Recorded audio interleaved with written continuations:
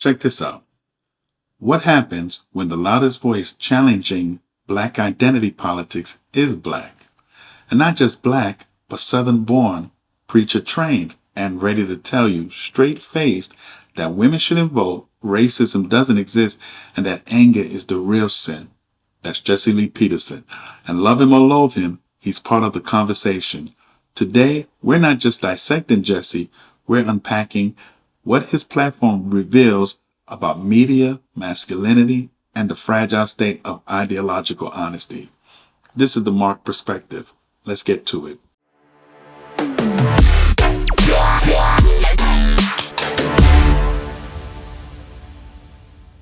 So please don't forget to like, subscribe, and share this channel.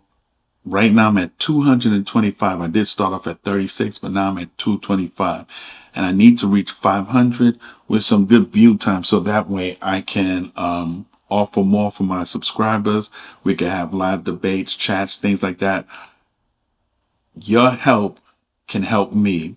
So please spread the word. Let's get this show out to as many people as we can. And let's make this the show to remember. So once again, thank you guys. Also, please remember, I don't use AI. I do use Grammarly. I'll be very honest. Grammarly helps me to put some stuff together because I take down notes and then I try to write out a script and then I'll put it into Grammarly and it gives me a nice way to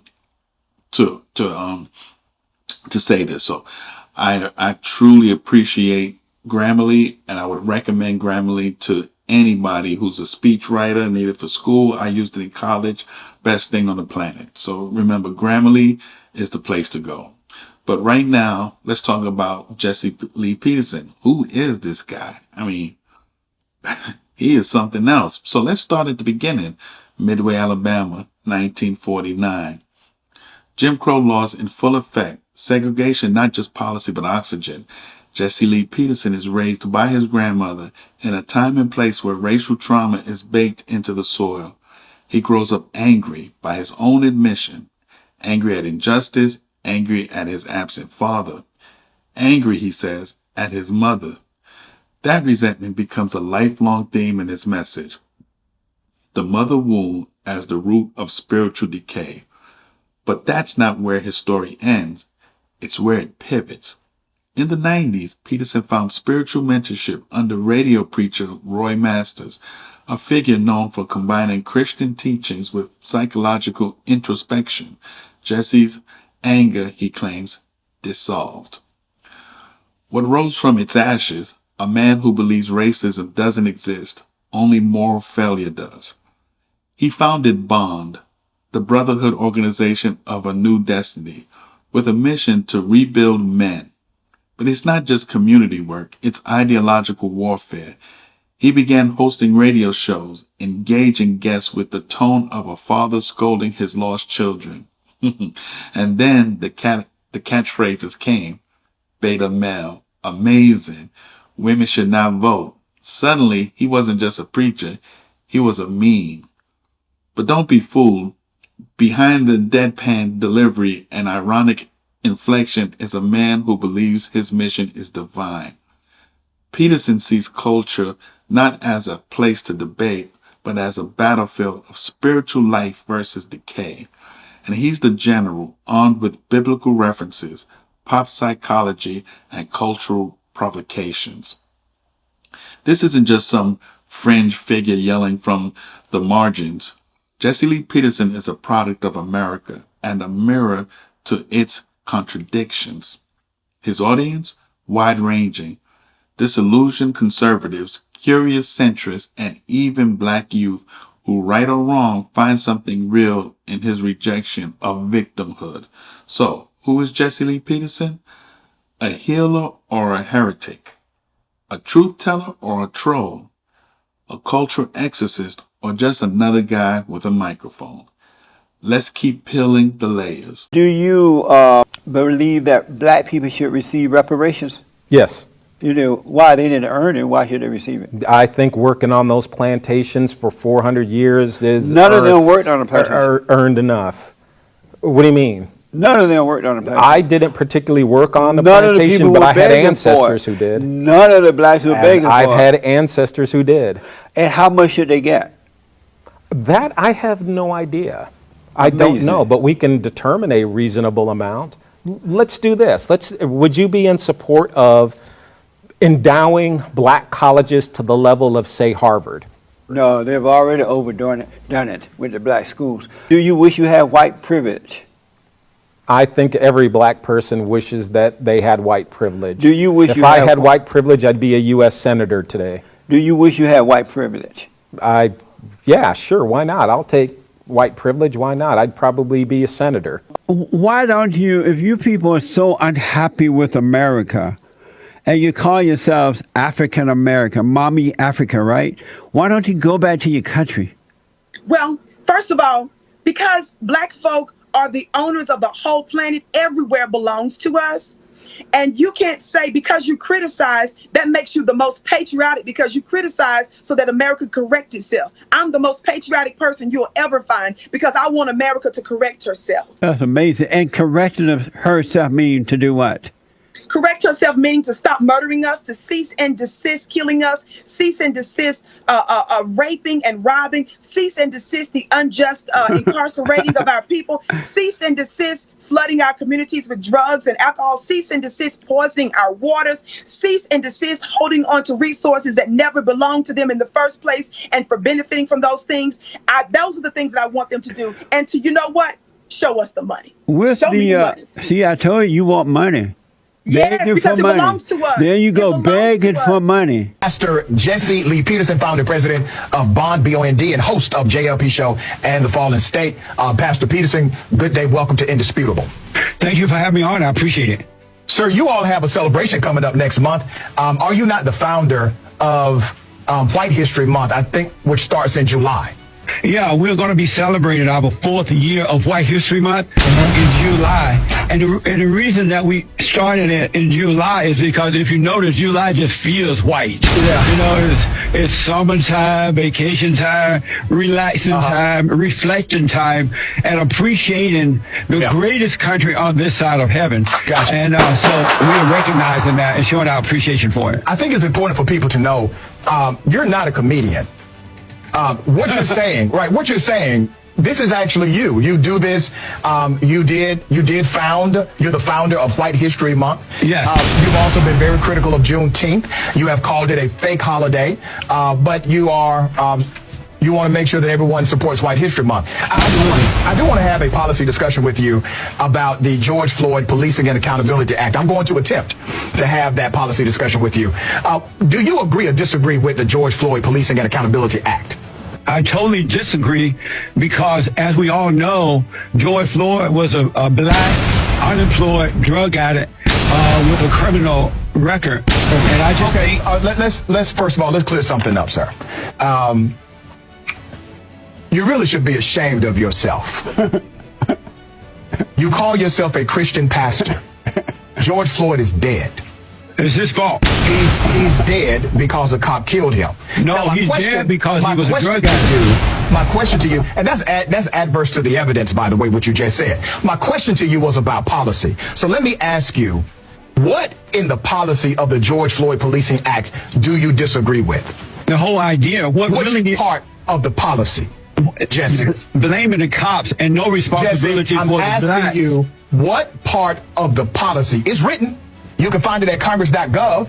What part of the policy, sir, do you disagree with? This is a simple question. I disagree with the whole idea of a policy. You haven't read the policy. You haven't even read the damn policy. I don't need to read it. I don't need to read You it to don't know need the to truth read it. because what I've noticed is that black people today, due to their lack of love, their lack of believing in God, they love evil more than they love good, So right? that's the reason why you don't read. And so That's the reason why you don't read. Right, because we're written by no good black people, and why should I waste my time knowing what they're about? Black folks today, not all, but most, have no sense of direction. They're blaming everybody but themselves, and until they take responsibility for their own lives, they're not going to get better. The Now, real do you truth blame- is let me ask you, George sir, Floyd is dead do you because blame- of George Floyd and no one else. That's a ridiculous point. But do you blame yourself for not reading the policy, or you blame somebody else? Why should I read the policy when I already know the people? They're You don't even know what's in the policy, do you? I don't need to know. Don't want to know. I know the people who are writing it. They're no good. Okay, let's talk about Black Lives Matter. This is probably going to end up being an utter waste of my time having you on the show. What are your thoughts about You Black don't know Lives that. Matter? You may learn something. We'll see, preacher.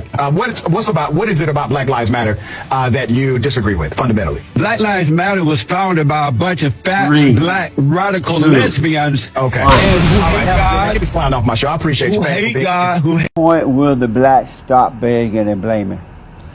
Begging? And blaming Who's begging? the blacks I don't know who's begging. for What are they begging for? reparations, affirmative Arguing that we action, deserve reparations and affirmative action When will they stop begging? when you give it to us? And what is it that you want? I want reparations. I want my money. You want money. Yes, Your money. I'm a foundational Black American. I want money for what my ancestors went through. And how much do you want? Give me between 300,000 to $1 million. You personally want 300,000 to $1 million Yes. of your reparation money. Right. And what did you do to earn that money? I was born, and I come from the lineage of Black American slaves. Here we have this young black man demanding anywhere from $300,000 to $1 million, something that he never went through, while talking to an elderly black man who has probably lived through actual racism and actual hardships. This young man did not pick cotton. He didn't survive segregation. He didn't go through any of that. But yet you feel entitled to money for something that never happened to you. While you're talking to an old man that if anybody deserves to speak on oppression, it's him. And he is laughing right in your face. He thinks you're ridiculous. He's not demanding handouts. He's living a life of dignity, because he knows that those times are done. It's not even about slavery anymore. This is about people who are determined to living their life as a victim versus somebody who is not determined to living their life as a victim. And let's be honest, if we all demanded reparations for something that our family or our ancestors went through, we would all be getting a check. You want to honor your ancestors? Build something better than what they were able to. And stop begging for something that you never earned. Peterson isn't alone in his critiques, but unlike folks like Larry Elder or Thomas Sowell, Jesse doesn't bother with policy. He skips straight to cultural pathology. He's not trying to win a debate. He's trying to flip the table.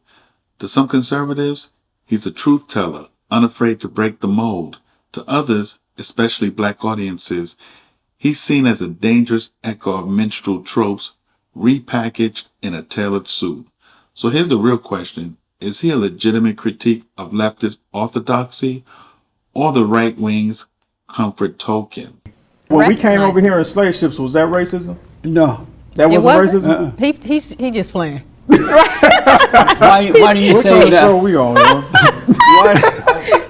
Why do you say that was racism? To capture and force people to go somewhere that they don't want to go. And who were the racists promoting that, doing that? Who were the people doing that? The so-called white man. No, that's not true. It's not true. Black people were sold into slavery by blacks, wealthy, to the Arabs. It was the Arabs who sold the blacks across the world. It wasn't white people who just tiptoed over to Africa and just bought white, took white folks. They were being sold by other black people. Is that racism for black? And they are still doing that today in parts of Africa where blacks are enslaved by other blacks and Arabs. Is that racism? Every black person is not the Is that racism? Okay, so you wanna justify real resistance for black people is freedom, and respecting our freedom. It means Freedom respecting from the fact what, that we From can what? live. From who? Freedom to live however we want to live. But white people don't care how you guys live. But that's not necessarily true. No, they want you to go away and live. Well, at least from history, it tells us that our image, our aesthetics have always been criticized and manipulated by white people. No, Yeah. it's not true. Yeah. They lied to you again. Would you date a white man? Yeah, I would. But how you going to have your space away from him? I can always have my space. I can always create that space. Would you believe me if I told you that all this stuff that you've been taught and other black kids are being taught about the black thing and white privilege and all that mess is not real? It just, you guys are being brainwashed by angry blacks who want to control you in order to gain power and wealth for themselves. Would you believe me if I told you that's what's really going on? No, I wouldn't. You would not believe me? I would not. I just read an article in the LA Times last week about racism, and the white people that were polled said that there wasn't really a racism problem, and the black people who were polled said that there was a racism problem. Now, who's speaking the truth there? The white folks. Not necessarily. I'm a white folk, and I don't believe that racism isn't a problem. There's no such thing as racism. Well, that doesn't, just because it's a cultural construct doesn't mean it doesn't exist. No, it doesn't exist. No, really. Do you believe racism? You're a black man, and you're going to sit here and tell me that racism doesn't exist. And I grew up on a plantation. Racism does not exist. It's a lie. Do you disagree with that? Oh, please. I pastor an African-American church. I see it daily. But you're a white woman. You pastor in a black church. Yeah. Where's your proof that racism exists? The proof is in the differences in their salaries. In their salaries? That's not true. I mean, people work at different levels and at different times and different jobs, so that's not proof. I have women in my congregation who are caregivers. Right. And they are paid to the person less than the women of other races, other colors that work for the same agency. Okay, so I pay my black employees more than I do my white Good for ones. you. More, is that racism? I'm not sure what that is. Why not? Racism is a power differential. I'm discriminating against my white employees. I'm paying my black people, and my white employees are better workers. No, it is discrimination. Is There's that no doubt about racism? it, but I'm not sure it's racism. Why not? Because the white folks still call the shots. But I'm calling the shot. Well, The and shots. if you want I'm to calling the discriminate in shot. that manner, I don't know that anybody would ever stop you. Is it racism? No. Why, if the white man does it, I don't do that, by the way. So why is it if the white man did it, it's racism? If I do it, it's not.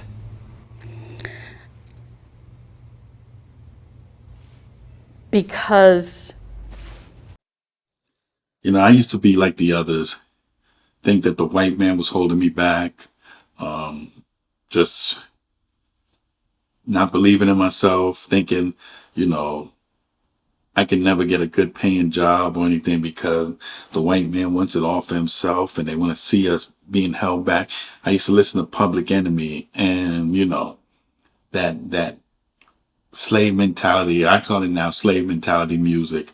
And I would really believe that we had no chance in this world, that we needed our own country, our own land where we would thrive and, you know, black people would be together and, you know, everything would change. Well, I finally got an education and the people that I used to call, Uncle Toms, like Larry Elder and others who just didn't think like how I used to think back at one time in my life.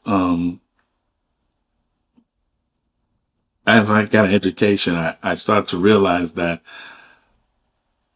I control my destiny. I control what happens to me. I make the decisions. I can make good choices or bad choices. Whichever way I go, those are my choices. It's the direction I choose. And the white man's not choosing it for me or anybody. It's me. And when I got a chance to get educated and learn that, you know, blacks were very successful during Jim Crow, when there was so much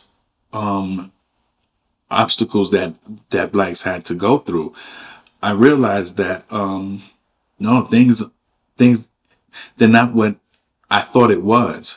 And so now I see like how the behavior that blacks portray out here, and just this victim mentality, it really has opened my eyes to the truth. And so, you know, when I think about Jesse Lee Peterson, I think you know, he's right. And yes, his words are weapons, if you ask me. You know, he mostly calls his guests, people that comes on, he says they're emotional, angry, they're lost. If you ever notice, as the others get mad, he never yells. But you always feel like you're losing the argument because he sticks to his guns. He says it like it is, you know. He's very different, and I support him 100%. Maybe some things he say is a little, you know, could be maybe a little out of control, but I think that what he's doing is he realizes that men are not men anymore. Like I said, the hierarchy has been destroyed, and especially for black men. And you see black men get up here and say the black woman this and that. But if you look at it, the black man has been destroyed. The hierarchy has changed, and like I said, the woman is at the top of the pyramid, then the children, then the man, and that's the truth. So I don't know, but here's my take. Jesse Lee Peterson isn't the end game. He's the mirror. Okay? He reflects what we reward, what we reject, and what we still refuse to reckon with. He's outrageous, but outrage gets views. And that's the truth. And he gets a lot of views. So maybe the question isn't what's wrong with Jesse. Maybe it's what does it say about us that he's still trending? That means that we are really listening, because his words, when he says something, it actually makes us think. And so I think Jesse Lee Peterson is, he's brilliant. You've been set up by your own parents and then the world to live a horrible life. You're not living a good life, you're living a bad life. And you've been set up to do it. You think you got to get married. I won't be what I could be if I don't get married, have children. I won't be my best if I don't own a big house and a lot of money. I won't be if I don't have this type of car, this type of job, or this or that. You've been made to think that way, and that's a setup so you can live a miserable life. So you can't be happy with what you have because you're comparing yourself to others, and you've been taught to be that way. You feel like you got to go to Harvard to get a good education rather than going out and getting a job. Get a job, you're at Harvard where you're working. Learn how to take care of yourself. Grow up spiritually and physically. That's just another words of wisdom from Jesse Lee Peterson, and I couldn't agree with him more. We have been set up, especially by Democrats, and we've been set up now. Most black women want men making six figures. Black men are the poorest in America. I mean, the list goes on. Illiteracy, homicide. I mean, where do I begin? We believe that we're supposed to get all these things, but right now we are living a life that I don't know, that's failing us. We better make some changes, because if not, we're gonna be at the bottom of the barrel, and everybody else is gonna pass us by. Anyway, I'm gonna call it a night. I hope everybody have a great evening. Enjoy the rest of this day, and I'll see you guys tomorrow. Please remember to like, subscribe, share this video. You can also reach me at themarkperspective@gmail.com. And let's go ahead and try to get this membership up to 500. Guys, enjoy the rest of your evening. Peace.